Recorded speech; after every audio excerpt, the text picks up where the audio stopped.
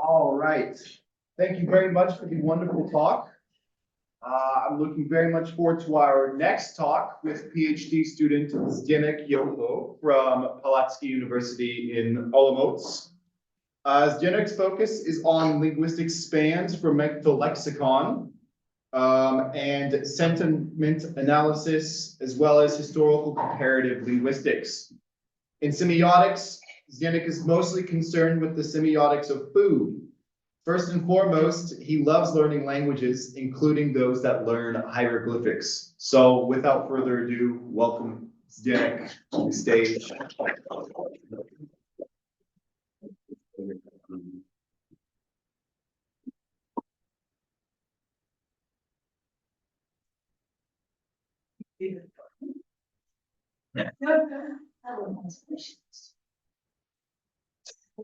Sure.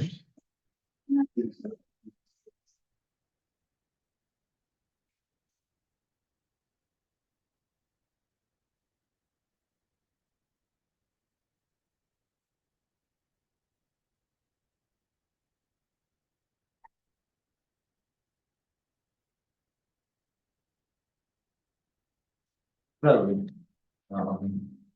my topic today will be kind of an analysis of or through the prism of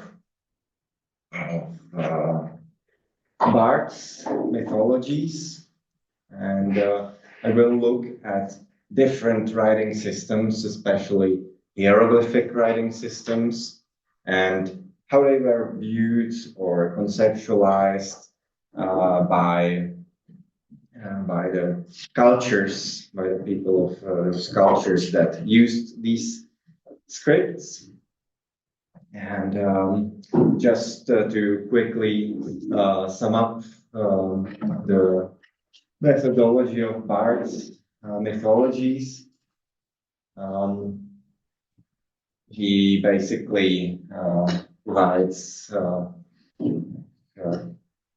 the understanding into two levels: the dictionary level, or the first level, and then the second order, which is a system of a myth, or a higher conceptualization of meaning. And he allows us to understand or uncover ideologies hidden behind different signs. And so through this framework, I will try to look at where the hieroglyphic systems used for and how they could have been used as an ideological or tool of power. But before we will delve into hieroglyphic systems, I think it's quite important to realize what was the thinking like of those people, because in hieroglyphic societies, the majority of people were not literate. So we should first take a look at the nations or cultures that have no writing to better understand what writing could mean to them. So, as Walter Ong writes, cultures without literacy have very practical thinking. There are psychological studies of cultures without writing that were conducted, for example, by the Russian psychologist Luria, and he found out that these people have very different kind of intelligence. They are very practically focused. They have no abstract thinking, no abstract categories. For example, if they are supposed to name geometrical shapes, they will name them after objects of real life. For example, circle will be named as a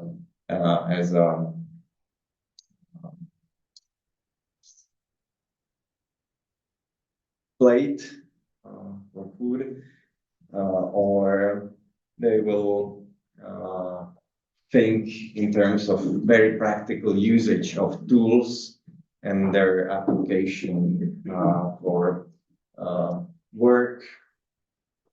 They have no dictionary definitions, and they rely on the daily use of particular individual words in their communities.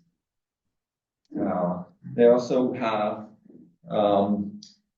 don't have indexing, so the access to searching some information, which includes their history or some chronological thinking. It's quite difficult for them because without writing, where they rely on a spoken word. For example, you can think of poets or bards who sang poems to transmit the myths and stories about heroes and historical events. But even Homer probably did not know how to write, and he sang his stories without being able to put them in a precise chronological line. So he just chose a topic, like a description of a battle, and he could quite easily lose the track of the chronological order of things. He could have lost in a description of an armor of an individual hero, for example. So that's quite important to realize. Also, with that it's very difficult to systemize things in oral cultures. And how they resolve such problems?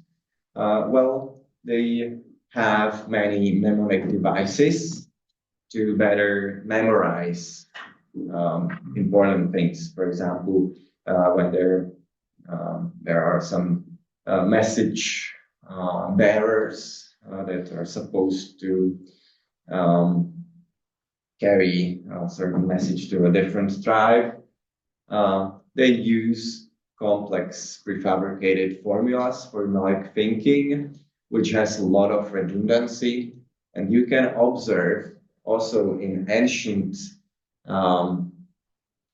works, even in Bible or in Homer and other ancient works, that they have a different structure, and they use still the same formulas again and again. They use a lot of repetition, where they just put the new items into the same formula, and this way they can memorize the exact message. And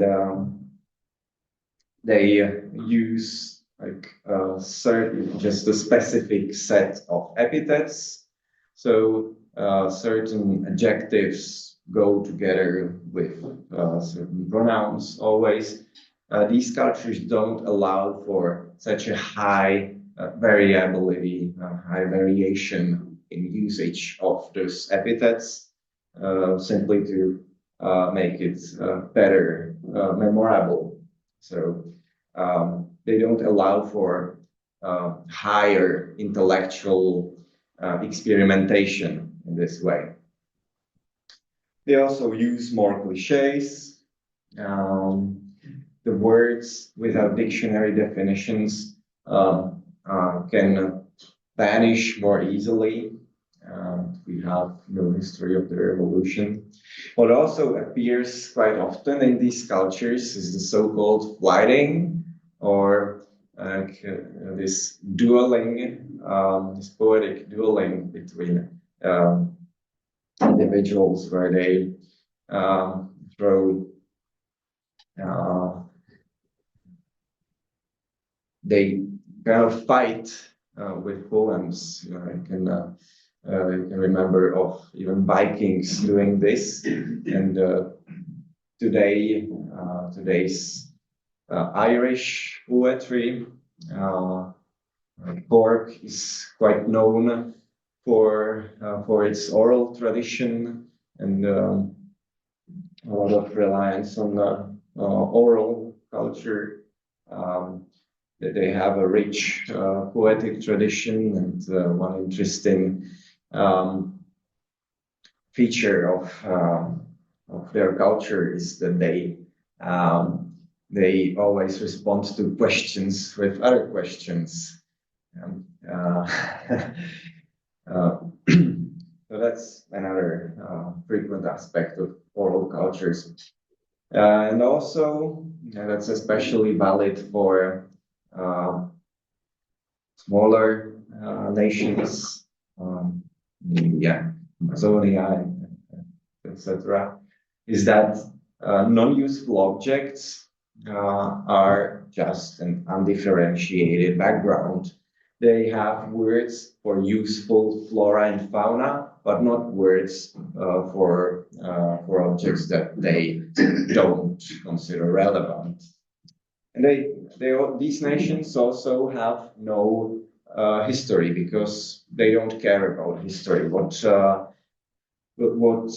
doesn't have an impact on the current moment has no relevance for them. You can remember of Piraha and Everett's experience when he came to this nation, and they didn't care about his missionary message because they didn't care about history and people from ancient times. And the myths also change quite fast in these societies. For example, they can have myths about a certain number of children of their king, but when two children of this king die, the myth changes to just this number of children. And since they have no writing, they also have less thinking about how to actually divide words or how the language works. That's why we see in the first scripts no division of words, no spaces between words. And the speakers adapt to the audience's requirements. And you can see that even today, there are some cultures that are prevalently oral, and especially in terms of poetic traditions, there are some poetic traditions that are more focused on orality than literacy.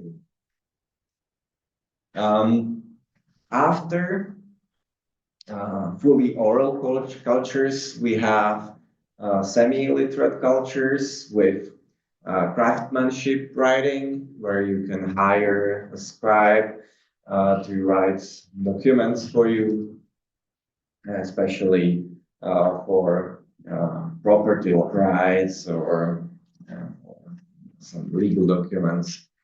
And in these cultures, certain religious texts, royal decrees, and other economic documents are written. That's what we see in medieval ages. And scribes thus serve as intermediaries between the elites and the illiterate. And dictation becomes an important aspect of the writing process. And still, we see a lot of oral features being present in texts.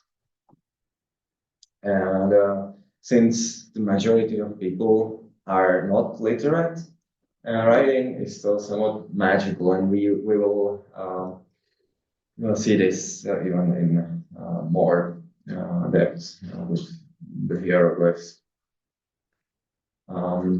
The other, just to finish the divisions put by on, the other cultures are the so-called verbomotor cultures, which, despite having writing for centuries, they are more spoken word oriented than object oriented, and the typical examples are Hebrew or Aramaic, and it's bartering in the markets or bazaar, where they have very rich gestures that serve to transmit the message, and they rely again on cliches and proverbs and epithets and stories to promote the product to be sold to the profitable client, and they speak about the price, and this appears in some cultures still.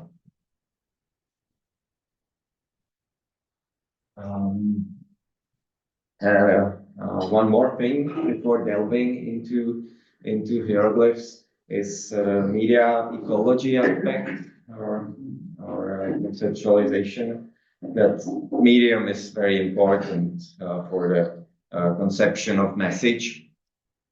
And McLuhan divided periods of writing divided writing into 4 periods. Then Logan into 5 periods: tribal or pre-oral, and literally, and print, and then the digital. Today, the interactive new media have some milestones. They also established the 4 laws of media. It's the new medium used enhances somebody the message, obsolesces the previous medium, and we can retrieve some new aspects of the previous medium. For example, television retrieved theater from history, and the reversion of the message. And today we see an emergence of the global village with its participatory culture, very increasing interactivity. So finally, to the kind of hieroglyphic systems. First, let's start with the cuneiform, which was used by many cultures. It began with clay tokens for goods, recording economic records, transactions, or recording of temple offerings, since temples and churches were important institutions that relied on offerings. And these recordings have very literal denotative function, with, for example, one wedge imprinted into the clay tablet meant a precise number of certain goods. And you can see how it's developed from very pictorial to really just pages, as we saw with Chinese development. And here we could make an analogy of the second order meaning emergence with sort of a mythic dimension. The population must have seen writing as given by the absolute authority, because laws were also written, and the cosmic order was given by writing. Writing was something stable and permanent. You can also think about the medium here being the stone, a very, very stable medium, and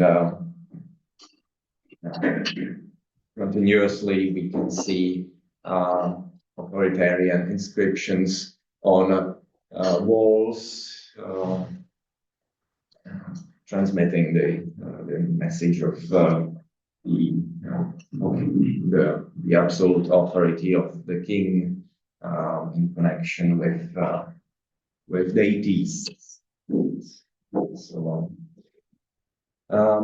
and already the cuneiform writing enabled for a kind of abstract thought and some categorization for the elites, for the scribes and the royal family. And also for priests to record rituals. Cuneiform was borrowed by other nations like the Hittites, Nubians, Elamites, others. Then, just a little bit later, we have Egyptian hieroglyphs, which is a writing system written by a rebus principle, where we have different categories of signs, characters. We have phonograms, we have ideograms, and determinatives. Phonograms serve to record 1, 2, 3, and sometimes 4 phonemes or consonants only in Egyptian writing.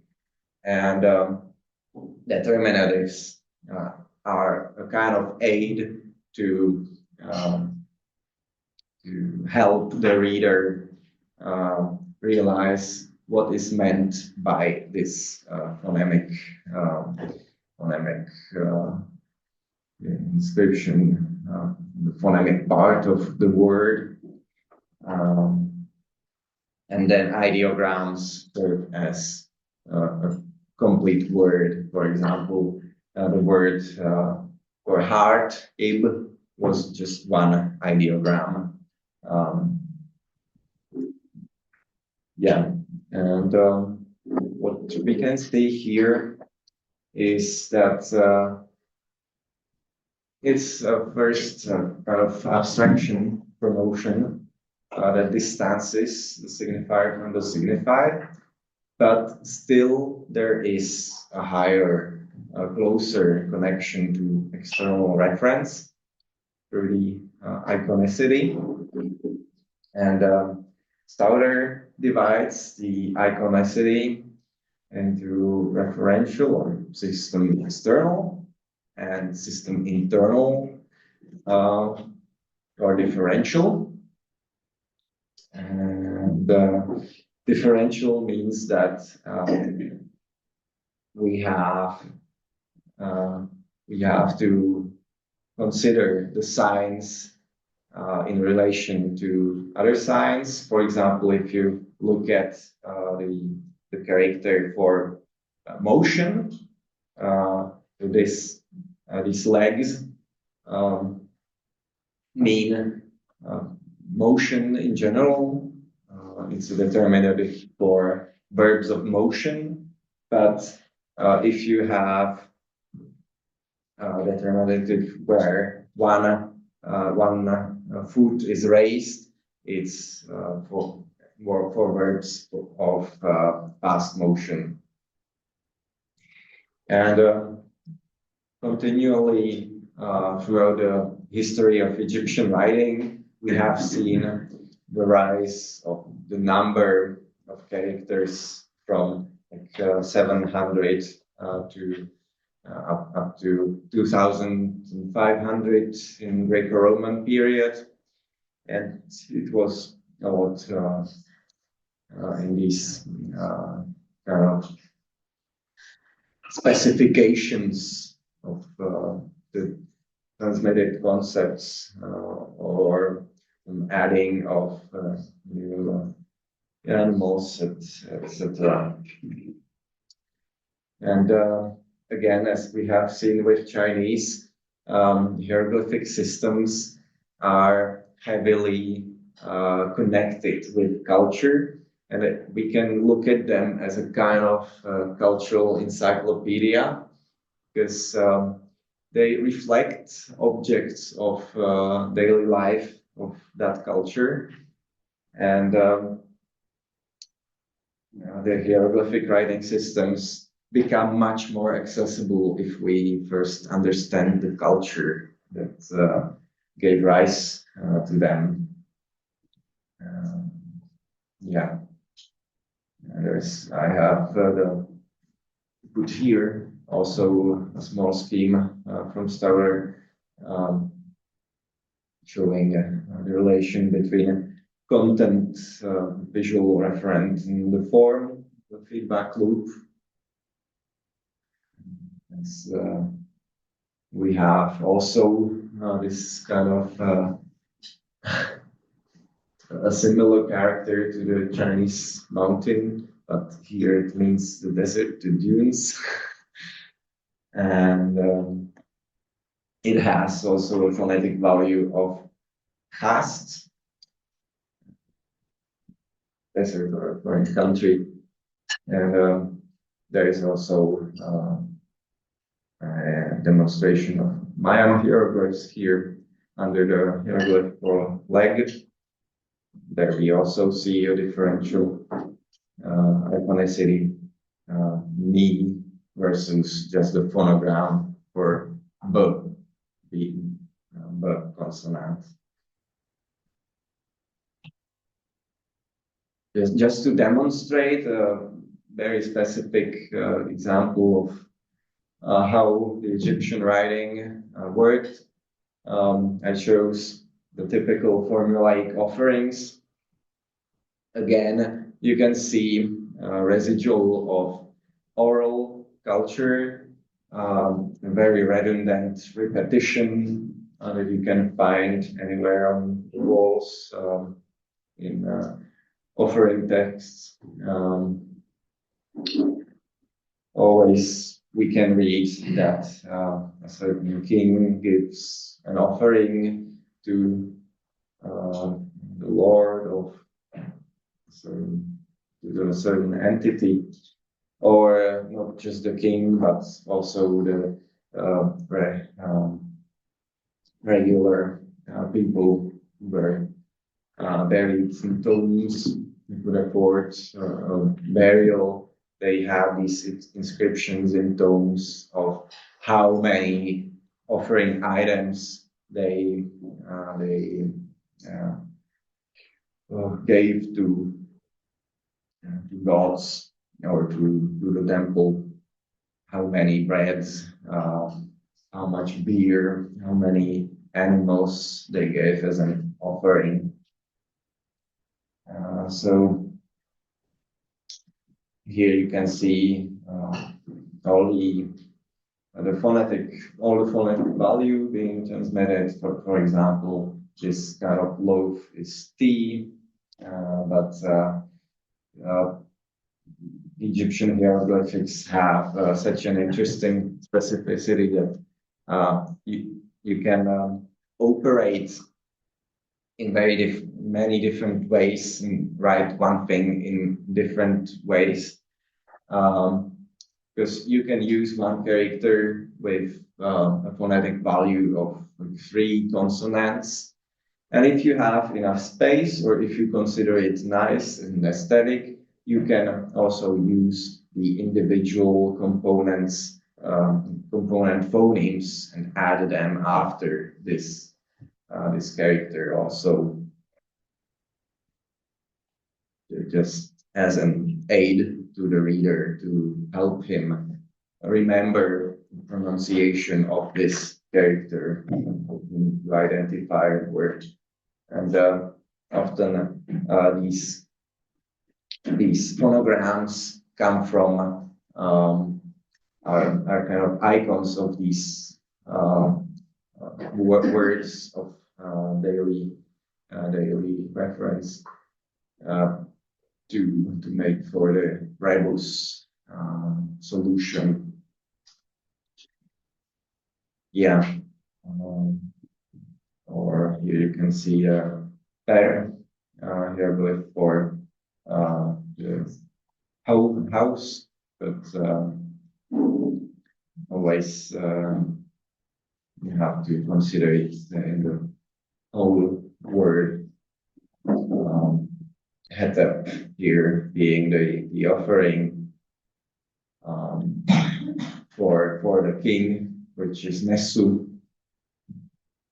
and there the Asir with this being the eye and the first phonetic element here under the eye, the hieroglyph for the Lord, the Neb, and so on. So this kind of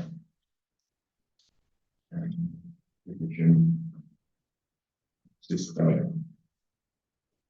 And here's just a demonstration of, on the right, we have a demonstration of the amount, the number of different kinds of characters, the number of logograms or ideograms, the number of determinants in red, and in blue we have the phonograms. So the majority of the texts used to be, in general, the phonograms.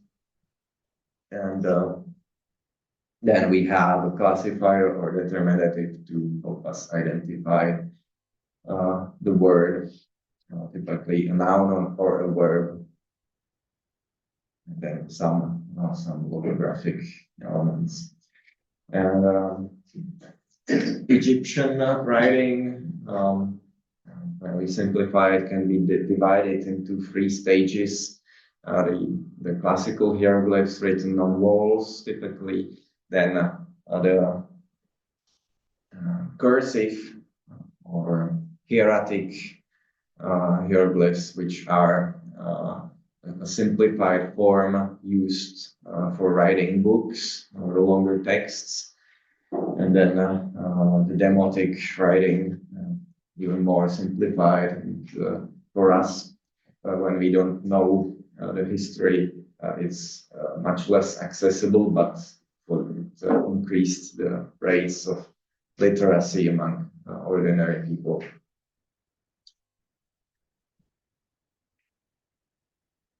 Then we have a similar system with Anatolian or Hittite, Nubian hieroglyphs, which were used to, again, not again, to make the writing more accessible to people, because but for the function of establishing or promoting the regime, the authority of the king,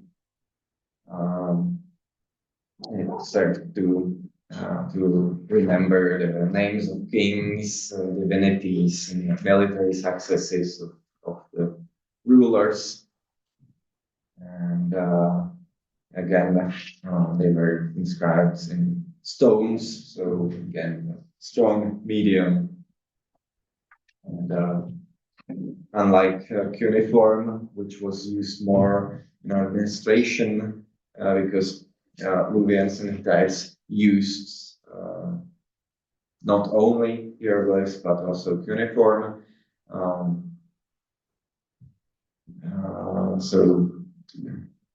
This was the hieroglyphs were more like a visual bridge between the supernatural world and regular people. One interesting thing is so that Hittite writers usually knew multiple, not only cuneiform and hieroglyphs, but also other languages because it was important for diplomatic reasons. You can recall the famous Ramses battle with Hittites, and they established the first peace treaty in the world, and so the diplomats had to exchange in Egyptian hieroglyphics also.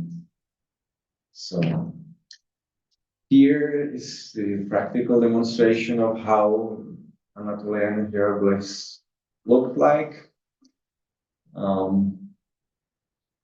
Maybe you can see that they resemble more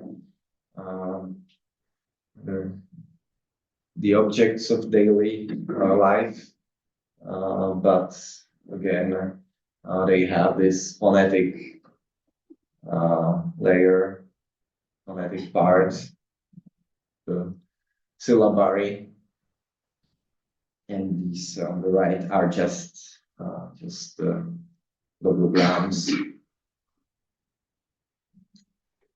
Then we have Cretan hieroglyphs from ancient Mycenae, ancient Crete, and again they were just accessible to the elites, and allowed the elites to have abstract and categorical thinking, and served to write the economic transactions of goods like wool, grain, or oil, etc.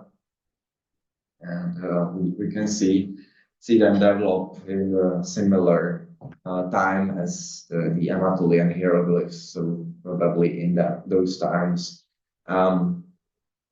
it was an important tool of ruling to have this kind of writing. Then we have Mayan hieroglyphs, which are specific in that way that they are usually more 3D when they are inscribed into stones. Unfortunately, we have less material because it's mostly destroyed by colonialization. They have they are written in blocks of standardized size, but again, they work in a very similar way. One specific I can mention that in which they differ is we often see, and this is a later stage because they were developed much later than these ancient, the previous systems. We can see that they were used to record the ownership of objects, or just as ornaments, etc. Besides the same usages as in those other hieroglyphic systems, and also to record astrology and astronomy. Practical example. Here in the red circle, we can see the verb to spread seeds. So again, we see that we need to have a deep understanding of the culture and how they conceptualize what were the daily actions they performed in their life, and through this we can arrive to an understanding of hieroglyphs. Also, they very often have these heads. Heads are often the Mayan hieroglyphs, and these heads can be examples of certain roles in the society. Yeah, so a person with a specific objects on their head or a specific aspect, a specific look of that head is related to the role in the society or to the profession. And here, the spatial organization is different from those hieroglyphic systems that we have seen before. But again, you have the same way of reading phonetic elements and the determinative elements or the ideograms. So to sum up, the hieroglyphic systems, I haven't talked about all the existing hieroglyphic systems, but they serve as a kind of intermediate system before adopting an alphabetic writing system. They were used always by the elites and serve to control knowledge, to control economy, because they were quite complex. They had many mnemonic aids in them, like I mentioned with Egyptian hieroglyphs, where you could put these additional phonograms to aid for the reading, or then even the whole category of determinants served to enhance reading, to identify the word intended. In a way, this doesn't allow us to have an absolute reading sometimes, just an approximate reading of what the writer intended, but depends.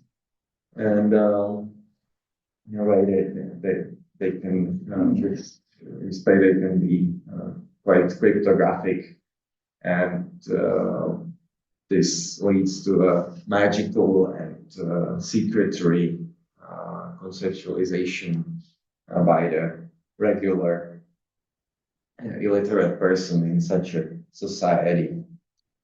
But maybe in the future, where we can see today the development of many conlangs, maybe such a system could be developed to aid for more universal language or reading, like an iconic language. But as I will show, icons are not quite cross-culturally stable. So it's a question. One last system that I consider quite useful to mention in this context are the Germanic rules, which had also this high magical connotation, and individual runes had a very complex magical properties, and very even used for protection by individuals bearing them as artifacts, as amulets, etc. They also were inscribed in stones as territorial markers or memorials for legal claims. So these inscriptions made it possible to have a control of the societal or cultural narrative before being more widely adopted. Yeah, and the last thing to conclude with, how this relates to our current writing is the relation to these hieroglyphic elements today used, which are emojis that modify the meaning of what is written by pure phonograms. I think that today we're also getting back to more visual communication by sending more images through our communication channels. And we can see also a kind of blurring of the line between a spoken and written communication, as we have fully automatized text-to-speech. There is this risk of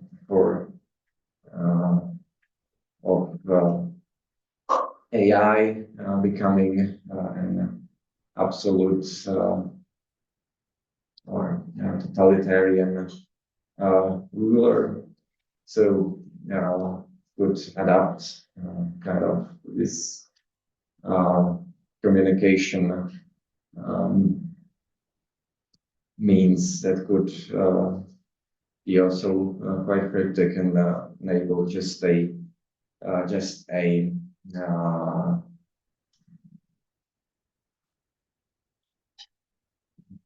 or the elites having in hands the most powerful AIs could become kind of elites having in hands the cognitive power. But on the other hand, you can see the possibility of the absolute accessibility of information and almost unlimited generative power. We're slowly getting to generative power, not also of language itself, but also in visual terms. 3D generative systems are soon to come. We can see the coming of personal digital twins and not only the digital twins of cities, but also of individuals that we can speak to in virtual reality. So with these media, I think the cognition, the perception of writing can become significantly modified because we already started writing in a very different way from how we did it before. And also the accessibility of immediate translation services can modify our thought thinking patterns. So the question is how exactly So here's a graph of how technology already transformed the thinking patterns. Gen Z already thinks or considers the online environment as being real, the same, distinguishable from reality, while the generations before experienced the absence of digital reality. Well, Gen Z never experienced its absence, so for them, it's the same thing. And what I think today becomes extremely important, and which also aided the cognition development in relation to writing, was researchability. And in ancient times, we only saw organizations of books and separate by topic or names of the authors. Then we had tables of contents, indices, catalogs in medieval times.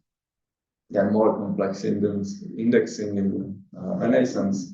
And today we have very complex electronic catalogs, enabling us to search in many different ways, not only text, but even images. And we always try to we want the search option in our personal chatbot services, which are not always indexed, but they are gradually enabling this searching option, and it enables us to always return to the messages that have been written in the past years ago.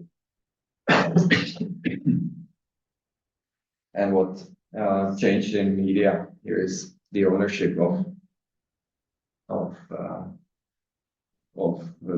these written or recorded things. Is that we don't own these things anymore. It's owned by the owners of the servers. So that's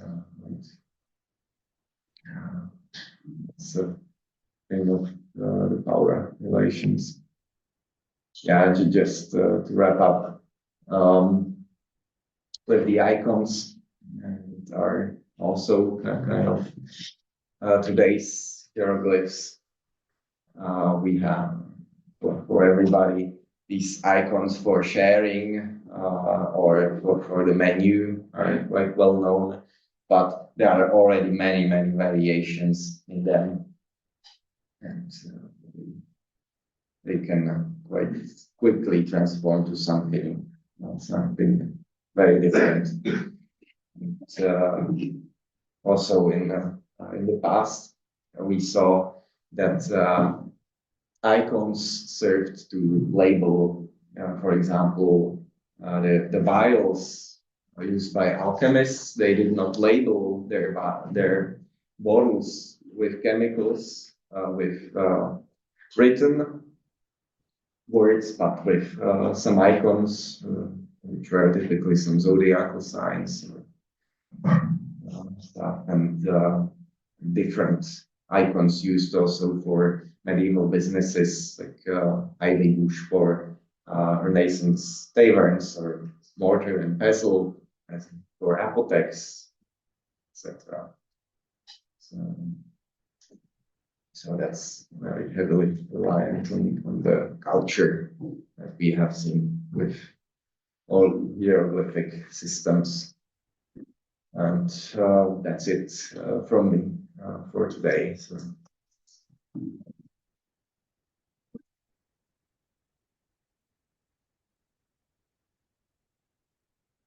Thank you very much, Zdeněk, for the talk. It was really wonderful. Do we have any questions from the room?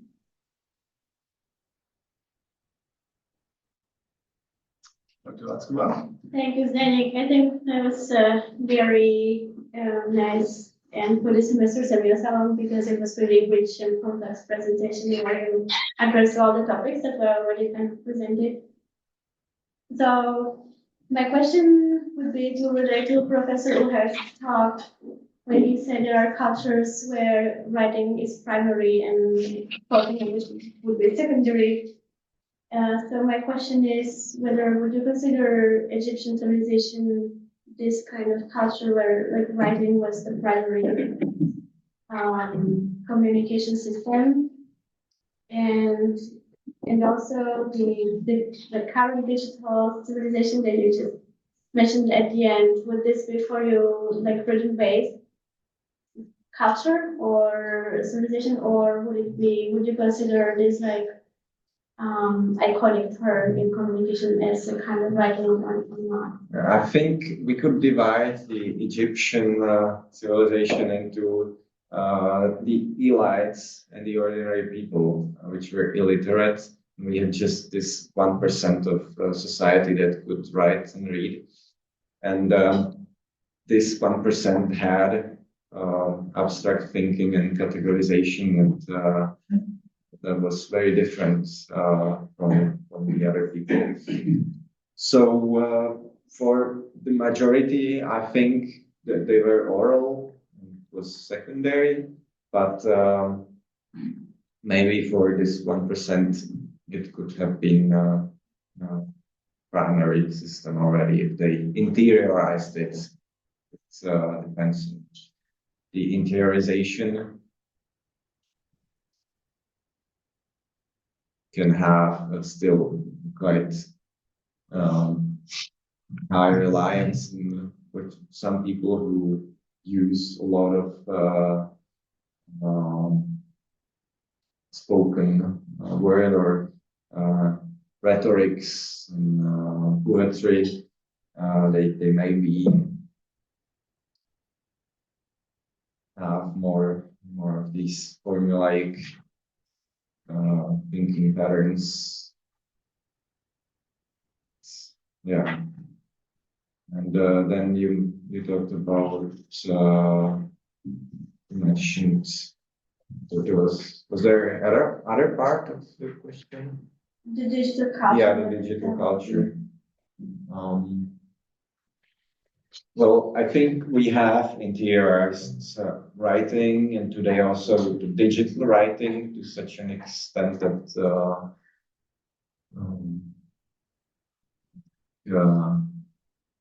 we perceive and we can read very quickly.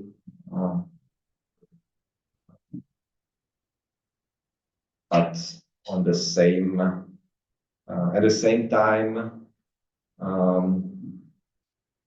we began to transition from from let's say the SMS culture and just in instant messaging to more spoken, as we send voice messages more, but still the written messages, digital written messages remain essential, important. They have, I think, the same level of importance as spoken. So we have both.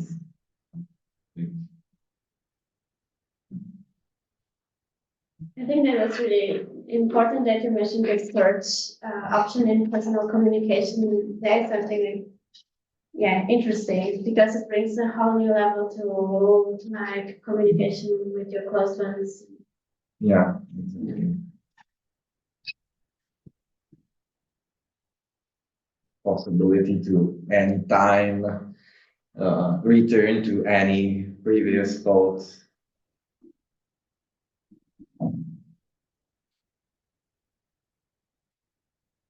Thank you very much for the question. Do we have any more questions, or is there anyone raising their hand in the Zoom call? Hi, thanks for your presentation. So one of the things that always has fascinated me with the origins of writing is that standard story, which I got in school, was that there was an economic that coincided with the first accounting and trade, formalized trade. And the story that you're painting is very different. It has a lot more to do with ritual, religious experience, and sort of hermetics, right? This idea of secret knowledge or elite knowledge. And I'm wondering how you square the two. But maybe I haven't emphasized the economic aspect of it enough. But as I demonstrated with uniform, that it was used to record economic transactions in the beginning, also in other ancient cultures. It was the economic aspect was extremely important. Maybe the most important one, but also we see these other aspects, this religious aspect, which was, however, tied to the economic aspect, as we see in Egypt, in the history of, for example, the Egyptian temples, which were an institution that relied on the offerings, and well, it depends on the period, but it's very closely tied to economy. So how do you make sense of that? On the one hand, there's the economic aspect, but then there's also this occult aspect. Yeah. It has to do with religion. It has to do with chronicling contact with the gods or rituals involving the supernatural, and it has to do with this, yes, this kinetic, these very sort of procedural elements. Do you see a connection between the procedural, ceremonial, ritualistic aspects and this sort of procedural, economic, accounting aspects, perhaps? Yeah, absolutely. I think as it serves as a tool of power, enabled for the recording of these economic aspects and to establish power, it must have. I see it as very closely interconnected. Just the one enabling the two being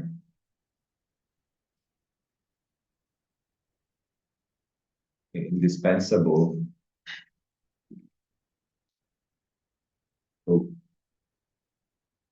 Move together. Simply.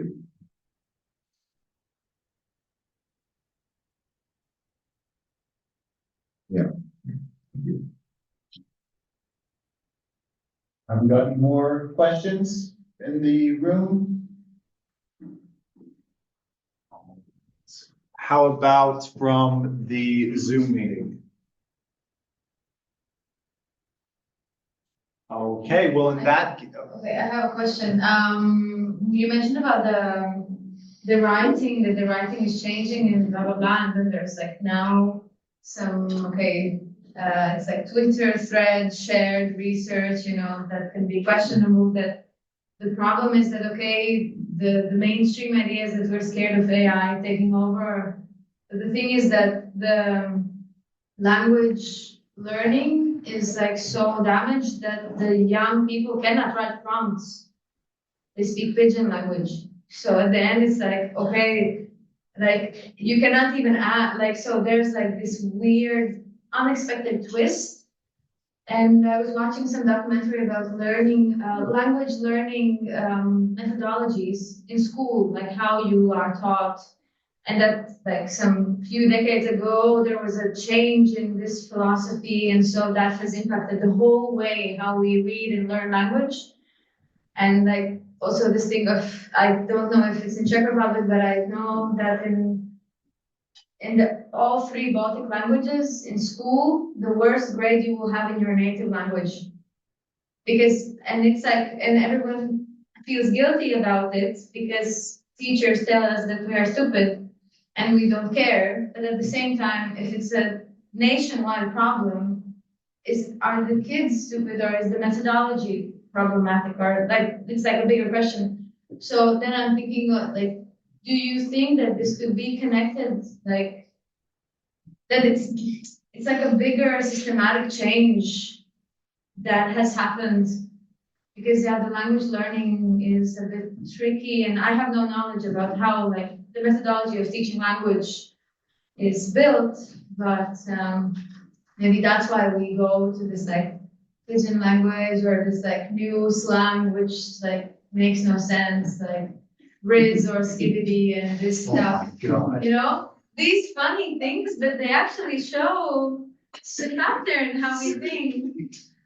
And I just found out what skibbity means yesterday. I was like, wow, I thought it means something completely different, but like what you say. Yeah, that's like it's super weird because it feels that this is like an iconic language. It's not linguistic anymore. It's like describing a feeling. So can we even maybe think that like language itself can become iconic? That we describe a feeling by saying like a stupid sound. Yeah, that's a great note. Yeah, it shows us that's where we could get, right? If we don't do something about this problem. But I haven't thought much about the methodology of teaching the mother language. So I'm not sure how to tackle this. Because I can imagine that also the English, right, that we speak, the American English, the British English, and the English that we speak is kind of different. At the end, we are like in this blend. So where is the real language? Where does it live? The official version, please. So just I was thinking in your presentation also that it goes back to this embodied feeling of language, and being online allows us to create this world where you're alone in your room and nobody's laughing like, ha, you wrote students. No, you write it and you send it in the cloud. I don't know. I think globalization and the internet very much helped us to see how the language looks like, really, or should like, the standard form.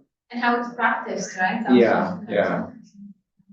But maybe it depends on where do we draw the information from. When we, for example, read some user fora, that there may be less of correct form of the language, more grammatical or non-standard, more grammatical mistakes or less standard variants. Yeah, it would be interesting to see if in history there has been such a shift of pleasure of writing. Right now, the pleasure of writing can be also like writing in complete jargon, which is like almost a code, or it's not even a jargon, it's like weird language. But it's a pleasure to write it because, but the pleasure of writing that we learn in school is writing beautifully, elaborately, this kind of way. So yeah, they do this in hieroglyphs also. In the ridge, something weird. They have also this aesthetic value, especially those written on walls have to be beautiful. And, even on papyri, they had to be put organized into the space effectively. It should fill the space effectively. So it had also this aesthetic value. And for example, with the advent of digital messaging, I noticed with myself the omission of commas. Yes. So this is one of the ways that it impacted my language or its quality.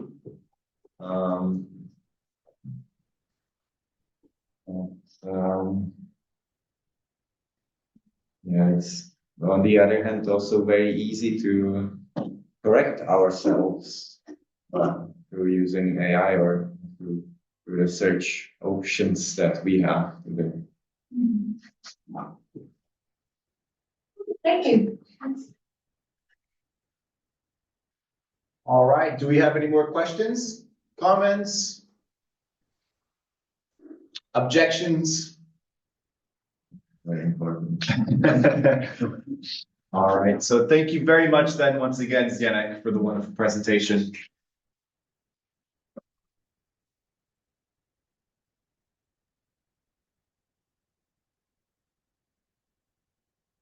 Thank you very much. Oh, I'm so sorry.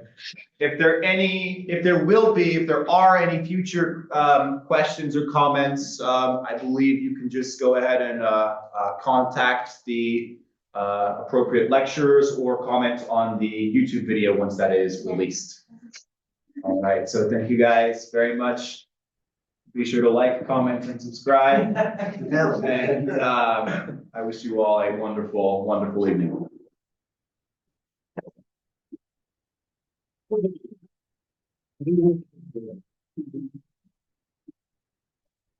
Morning, guys.